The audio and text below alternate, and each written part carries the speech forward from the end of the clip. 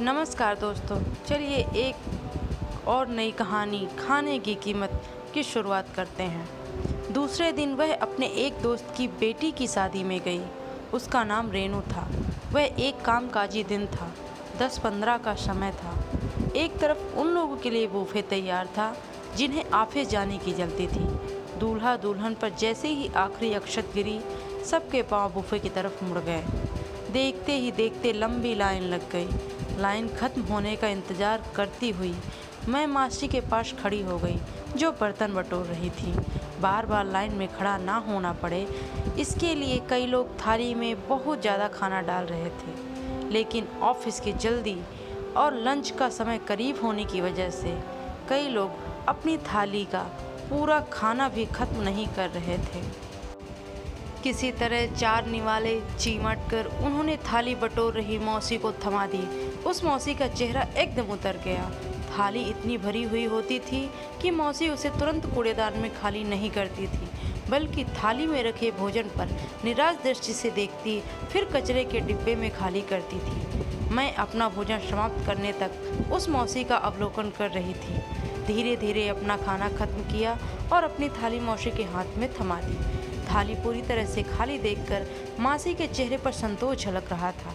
मैंने मासी से पूछा, मैं पीछे से देख रही थी, डिश में रखा खाना कूड़ेदान में डालने में आपको काफ़ी परेशानी हुई होगी।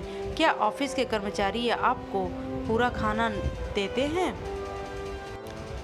मासी उदास होकर बोली, मुझे मिल जाता है, लेकिन गांव में मेरे बच्चे भूखे हैं। दरअसल हम किसान हैं, लेकिन खेत में हमारा पेट नहीं भर पाता था, इसलिए हम शहर आ गए काम देखने के लिए। रहने के लिए अच्छी जगह कहीं नहीं मिलती थी, इसलिए बच्चों को गांव रखा है।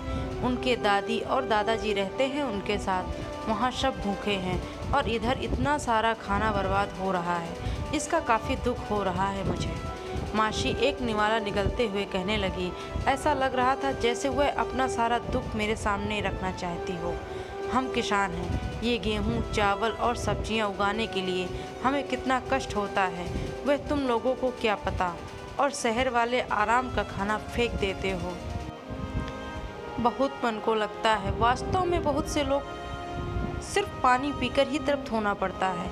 एक वक्त के खाने के लिए वो दिन भर मेहनत करते हैं। मैं शून्य थी। मासी को क्या जवाब दूँ, मुझे समझ नहीं आ रहा था। मैं मुस्कुराते हुए वहाँ से चली गई। जी, मेरा नाम अन्नू है, पूरा नाम अन्नपूर्णा, और ये कहानी मैंने आपको सुनाई है। उस दिन के बाद से मैं अपने नाम का मान रखने लगी और खाने को कभी फेंकने की मेरी हिम्मत ही नहीं हुई। ये कहानी सिर्फ मेरी या उस गरीब मौसी की नहीं है।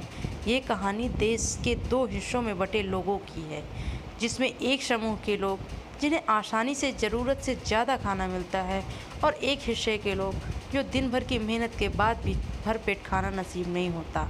हमें ऐसे लोगों के लिए कुछ करना चाहिए, और अगर ज़्यादा कुछ ना कर पाएँ तो खाने को बर्बाद न करें, तो भी बहुत होगा।